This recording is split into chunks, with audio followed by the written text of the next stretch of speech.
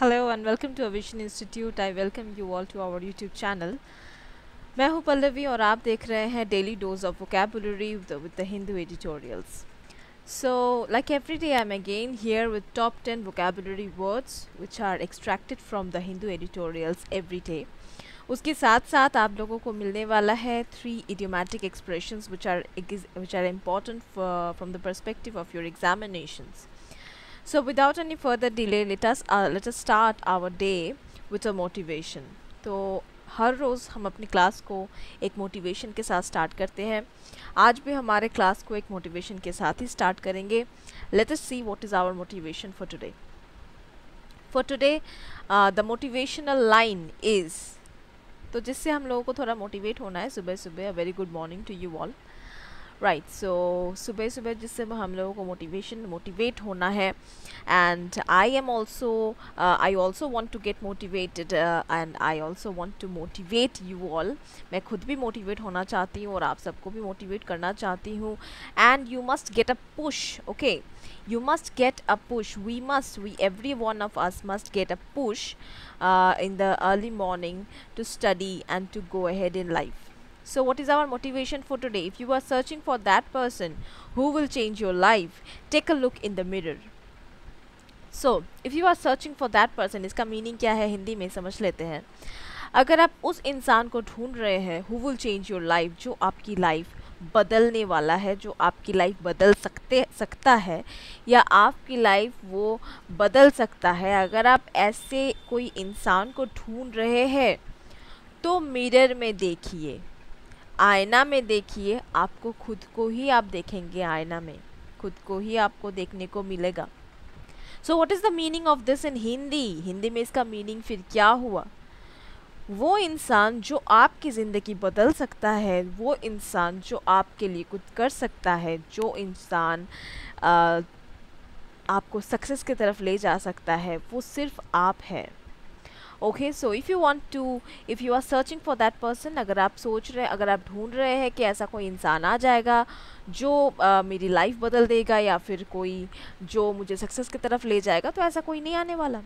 Right, so we will have to look into the mirror. हमको mirror में देखना चाहिए। मिरर में देखेंगे तो हमारा ही चेहरा नज़र आएगा। That means only it is us, okay.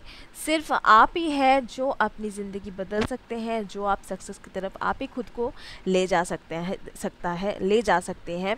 कोई आपके लिए ये काम नहीं आके करने वाला, आपको खुद ही को ये काम करना पड़ेगा।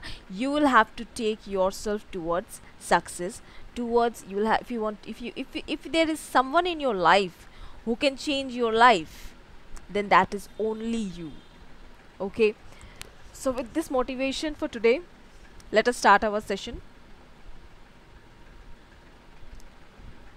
So let's see what is our first word. हमारा आज का पहला vocab क्या है? हमारा आज का पहला vocab है prattle. Prattle जो है ये खुद एक वर्ब है जिसका मीनिंग होता है बकबक करना।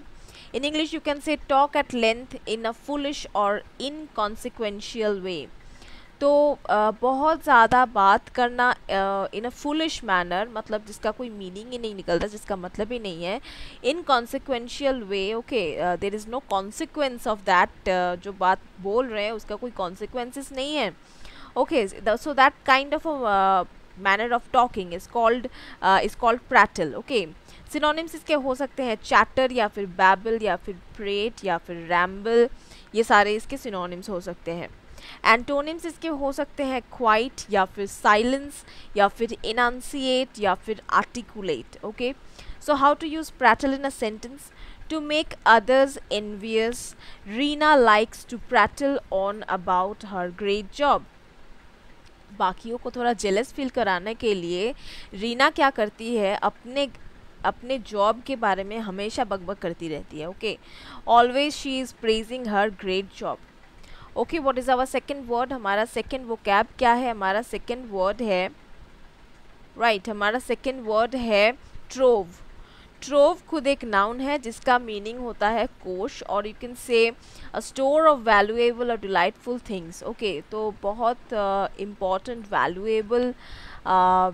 वैल्यूएबल चीज़ों का एक स्टोर। ओके, सिनोनिम्स इसके हो सकते हैं एक्यूमुलेशन, एग्लोमरेशन, बैकलॉग या फिर कॉन्ग्लोमरेशन। एंटोनिम्स इसके हो सकते हैं जंक, डिस्पर्शन, रिडक्शन, श्रिंकेज, ये सारे इसके एंटोनिम्स हो सकते हैं। So how to use trove in a sentence, trove को सेंटेंस में कैसे यूज करें? I discovered a trove of candy bars and pop tarts in my teen son's pillowcase.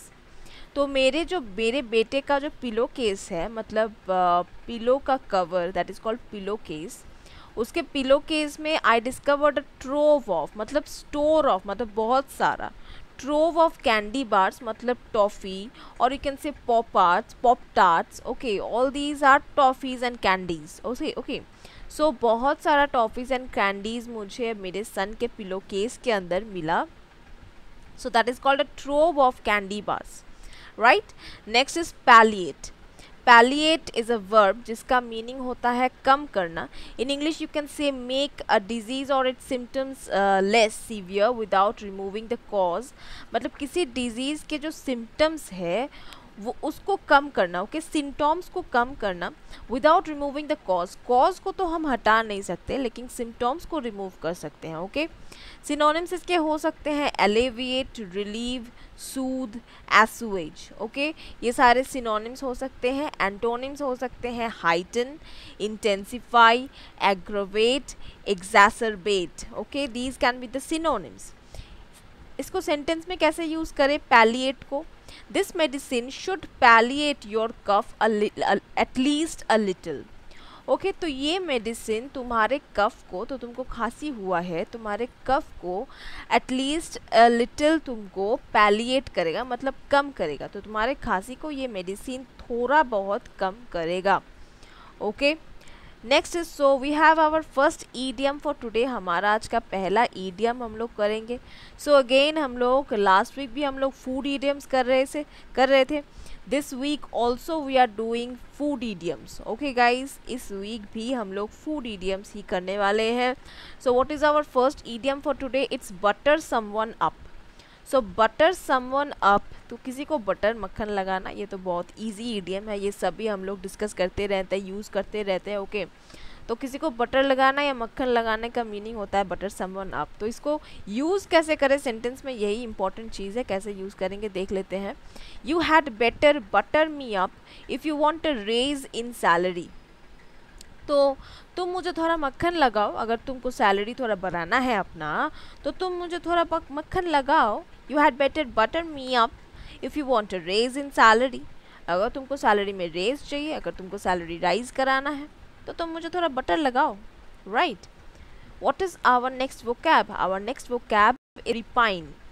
Repine जो है ये खुद एक वर्ब है जिसका मीनिंग हिंदी में होता है विलाप करना, या फिर इन इंग्लिश में यू कैन से फील और एक्सप्रेस डिसकंटेंट, कंटेंट या फिर फ्रेट। तो डिसकंटेंट एक्सप्रेस करना मतलब I am not satisfied, okay, I am not satisfied, I am expressing that. Synonyms इसके हो सकते हैं मोप या फिर लैंग्विश या फिर डिस्पोंडेंट या फिर लैमेंट। एंटोनिम्स इसके हो सकते हैं कॉम्प्लासेंट या फिर फुलफिल्ड, रिजॉइस, कॉन्टेंटेड, ये सारे एंटोनिम्स हो सकते हैं। रिपाइन को सेंटेंस में कैसे यूज़ करें? The soldiers repine for their families when they are stationed overseas. तो सोल्जर्स को जब ओवरसीज भेजा जाता है, मतलब अपने देश के बाहर भेजा जाता है, तो वो लोग अपने फैमिलीज़ के लिए रिपाइन करते हैं, फैमिलीज़ के लिए वो लोग डिस्टर्ब्ड हो जाते हैं, फैमिलीज़ को मिस करते हैं, and they feel like meeting their families, they miss their families, right.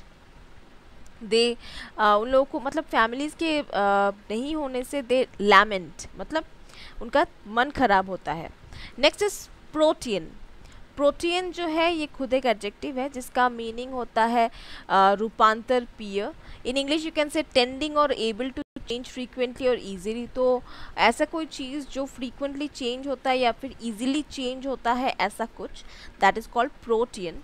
Synonyms इसके हो सकते हैं variable, inconsistent, erratic, fluctuating, okay, these can be the synonyms. Antonyms इसके हो सकते हैं कॉन्सिस्टेंट, कॉन्टीन्यूअल, इंसेसेंट, कॉन्स्टेंट, ये सारे हो सकते हैं इसके एंटोनिम्स। सेंटेंस में कैसे यूज करें प्रोटियन को, I am unable to make a final decision because of my protean nature which makes me indecisive. तो मैं फाइनल डिसीजन लेने में आई एम अनेबल, मैं अनेबल हूँ फाइनल डिसीजन लेने में because of my protean nature. तो मेरा इनकॉन्सिस्टेंट नेचर के वजह से, मेरा नेचर बहुत इनकंसिस्टेंट है, राइट, मतलब मैं बहुत फ्लक्चुएटिंग हूँ, तो मेरे इस नेचर के वजह से मैं कोई फाइनल डिसीजन ले नहीं पा रहा हूँ। Okay, what is our next word? Our next word is concurrence. Concurrence जो है ये खुद एक नाउन है जिसका मीनिंग हिंदी में होता है सन्निपतन। In English you can say the fact of two or more events or circumstances happening or existing at the same time. Concurrence means two or more then to events, ऐसा कोई काम, ऐसा कोई इवेंट जो साथ में हो रहा है, okay, happening at the same time, मतलब साइमल्टेनियसली भी इसको कह सकते हैं आप, साइमल्टेनियसली समझ सकते हैं, मतलब ये इवेंट हो रहा है साथ साथ ये भी इवेंट चल रहा है, that is called concurrence. Okay, synonyms इसके हो सकते हैं कॉन्कॉर्डेंस या फिर कोऑपरेशन या फिर कोइंसिडेंस, या फिर सिनोनिम्स इसके हो सकते हैं डिसोनेंस या फिर discord. Okay, how to use it in a sentence? तो कॉन्करेंस को सेंटेंस में कैसे यूज करें? Because the events ran in concurrence the coordinator could not attend both parties at the same time. तो क्योंकि वो दो इवेंट्स जो था वो कॉन्करेंस में चल रहा था, ओके, मतलब simultaneously they were running, so that is why coordinator जो थे वो बोथ पार्टीज़ को सेम टाइम पे अटेंड नहीं कर पाए। Okay, what is our next word? Our next word is unprecedented. Unprecedented ये एक एडजेक्टिव है जिसका मीनिंग हिंदी में होता है अभूतपूर्व। ओके, अनप्रेसिडेंटेड का मीनिंग हिंदी में होता है अभूतपूर्व। इन इंग्लिश यू कैन से नेवर डन और नोन बिफोर, मतलब ऐसा कोई चीज़ जो पहले नहीं हुआ है, पहले सुना नहीं गया है, या ऐसा होता नहीं है naturally. Okay, that is called unprecedented. Synonyms इसके हो सकते हैं अनइक्वल्ड, अनमैच्ड, अनराइवल्ड, राइट। एंटोनिम्स इसके हो सकते हैं प्रेसिडेंटेड, familiar, usual. Okay, how to use unprecedented in a sentence? The damage caused by the hurricane is unprecedented and has never been experienced before in this country. तो hurricane के वजह से, hurricane is a storm, right, तो hurricane के वजह से जो damage हुआ है वो अनप्रेसिडेंटेड है, मतलब अनपैरेलल है, उसके साथ किसी का मैच नहीं होता है, मतलब इसके पहले ऐसा डैमेज नहीं हुआ था। And has never been experience before in this country, तो इस कंट्री में ऐसा कोई डैमेज इसके पहले एक्सपीरियंस नहीं किया गया है। Okay, what is our next idiom for today? हमारा आज का ये नेक्स्ट ईडियम क्या है? ये भी एक फूड ईडियम है, राइट, ये भी एक फूड ईडियम है। What is the idiom? Cheap as chips, मतलब चिप्स के जैसे सस्ता, राइट। तो चिप्स के जैसे सस्ता का मीनिंग यही नहीं है सस्ता, तो इसका मीनिंग क्या है? What is the meaning of cheap as chips? The meaning of this idiom is very inexpensive. Okay, it means very inexpensive, not expensive, it's very inexpensive, right? So the cup of coffee was only 200 rupees, cheap as chips.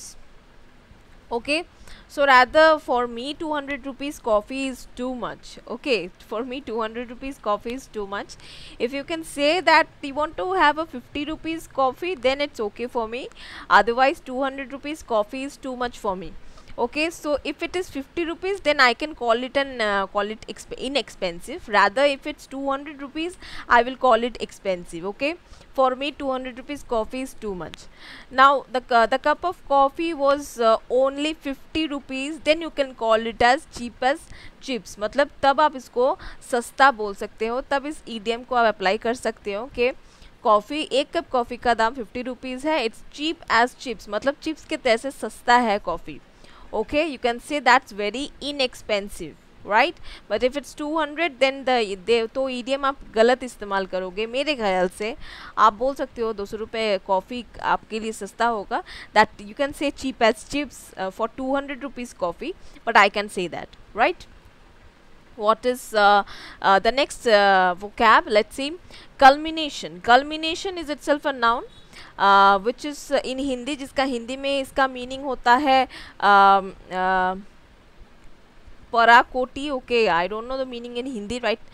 Let's see in English. The highest or climactic point of something, especially as attained after a long time.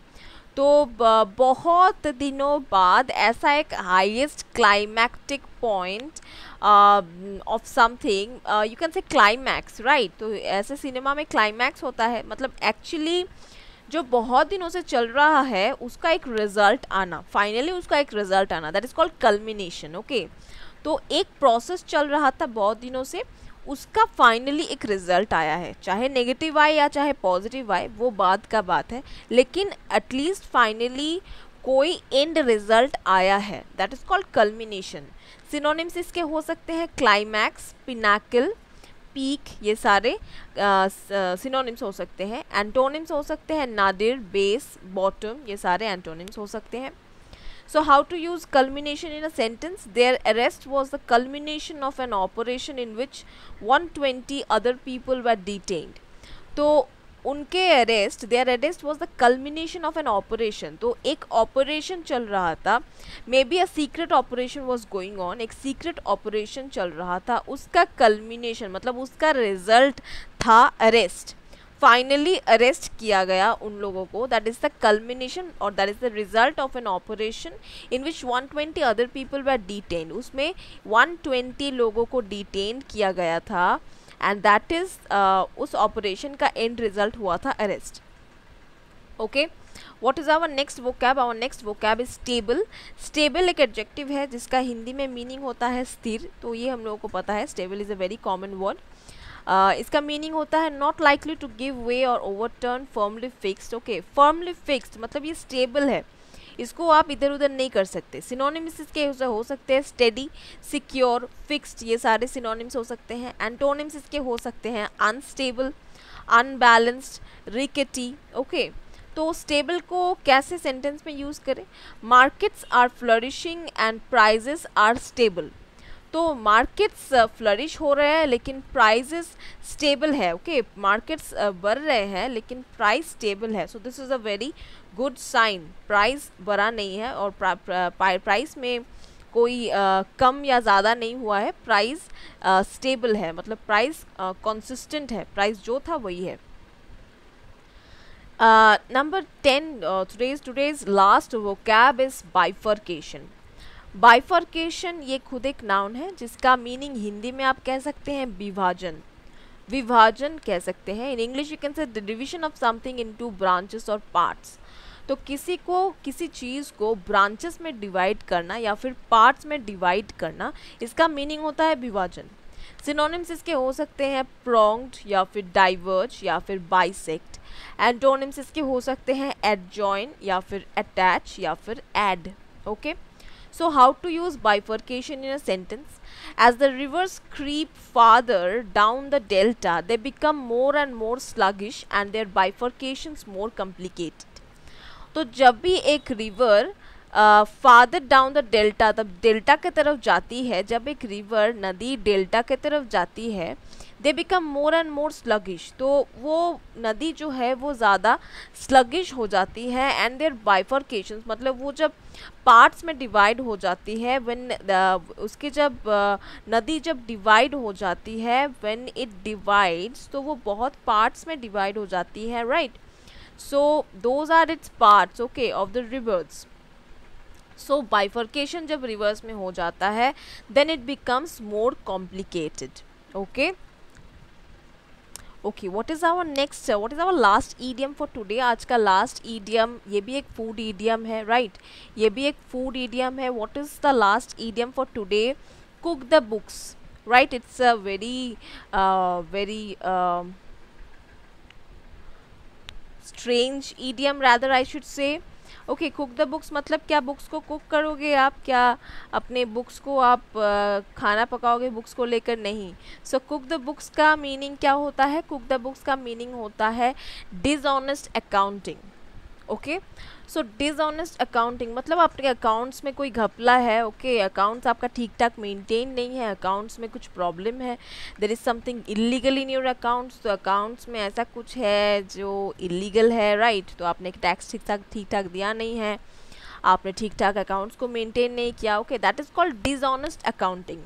Okay, उसका idiom क्या है? Cook the books. उसका meaning क्या है? Dishonest accounting, मतलब आपका जो accounting हुआ है वो ऑनेस्टली नहीं हुआ।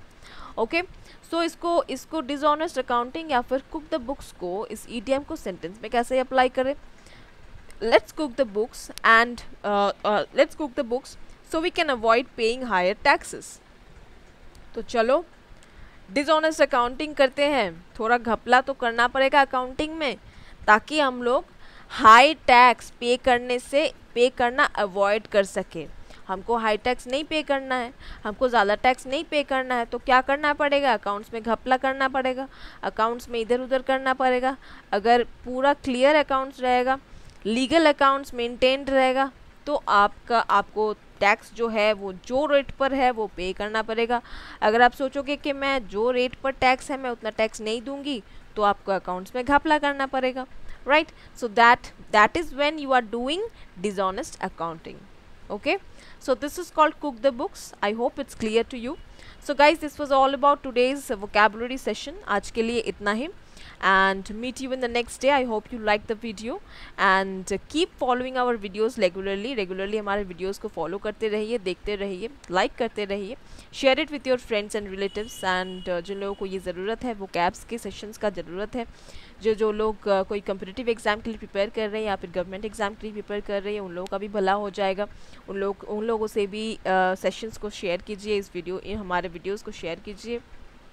If you think it's important for your examination, then do share it with your friends, relatives, and with everybody out there. And yes, don't forget to like and comment in our videos. Your comments are very essential. लिखते रहिए हम लोगों को comments के कैसा लग रहा है, and how we can improve ourselves, how we can bring something new to you, right? So give us ideas, we will be proud to hear that. And yes, don't forget, if you are new to our channel, अगर आप इस video को आज पहली बार देख रहे हो, then yes, please subscribe to our channel and don't forget to hit the bell icon so that you get all the recent updates, and whenever a new video is posted, so that you get updated, right? Thanks for watching. Meet you next day. Take care. Bye bye.